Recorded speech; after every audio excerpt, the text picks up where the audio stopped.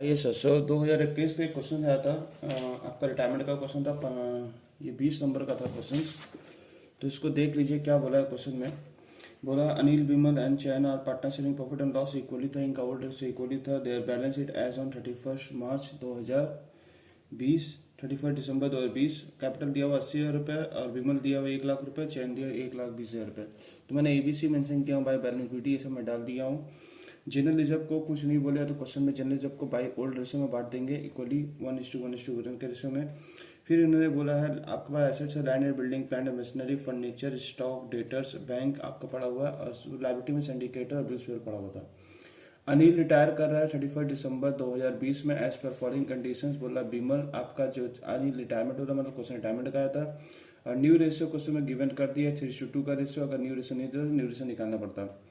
The value of plant and machinery and furniture के ऊपर बोला है कि उन्होंने 15% डिप्रिसिएशन किया है और इनका 10% डिप्रिसिएशन। तो 15% डिप्रिसिएशन जो हुआ है यहाँ पर ही आपका मशीन का वैल्यू जाके देख लीजिए। प्लांट एंड मशीनरी 1,20,000 रुपये, इसको 15% मारेंगे तो 18,000 रुपये आया होगा। सेलेस करके 18,000 रुपये एंट्री यहाँ दिख रहा है।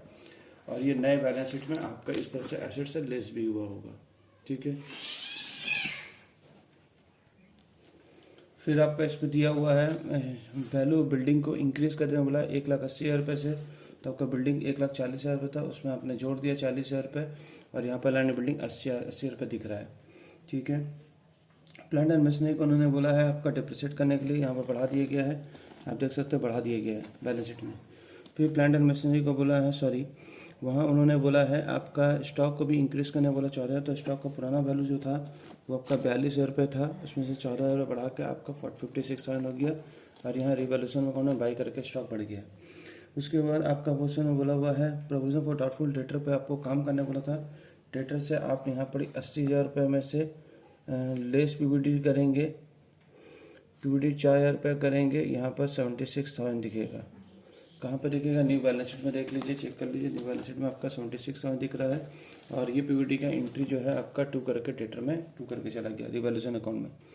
उसके बाद क्वेश्चन में गुडविल का काम बोला था। गुडविल का काम को आपने क्या किया? गुडविल काम को यहाँ पर सर हम लोग को 90,000 रुपये दे दिया था। इसको ओल्ड क्रेडिट न्यू डेबिट किए अनिल विमल चौहान बोल के ओल्ड रेशो में बांटे, फिर नए रेशो में बांटे। इसकी जर्नल एंट्री बनाया, इसकी कॉन्ट्रा एंट्री फिर हम लोगों ने मारा बाई करके इनको हम लोगों ने यहाँ पर दिखा दिया है। बाई करके हम लोगों ने इनको यहाँ पर दिखाया है। उसके बाद जो 2 करके जो अनिल लिखा हुआ है 2 करके अनिल करके पैसे इनके घर में डाल दिए गए। क्लियर है बात? समझ में आ गया? उसके बाद क्वेश्चन में क्या दिया हुआ है? उसके बाद क्वेश्चन में बोला हुआ है यही वाला पॉइंट को लिए कैपिटल एडजस्टमेंट का टॉपिक दिया हुआ। कैपिटल एडजस्टमेंट का विमल और Chain adjust their capital new profit sharing ratio आपको बोला। और अपने कैश में बोला है कि आपका 40,000 रुपये बैंक बैलेंस में 40,000 रुपये होना चाहिए। तो अपना पुराना बैंक में जाकर क्वेश्चन पेपर देख सकते हैं। पुराने बैंक में जो वैल्यू दिख रहा है वो आपका 16,000 रुपये दिख रहा है। ठीक है, क्वेश्चन पेपर ऊपर दिख रहा होगा आपको 16,000 रुपये दिख रहा है आपको। अब इस क्वेश्चन को कैसे मतलब और 24,000 रुपये लाना पड़ेगा। तो ये काम करेंगे आप ना, ये जो दिख रहा है ये जो बैंक बोल के दिख रहा है इसको पहले हाइड कर दीजिएगा।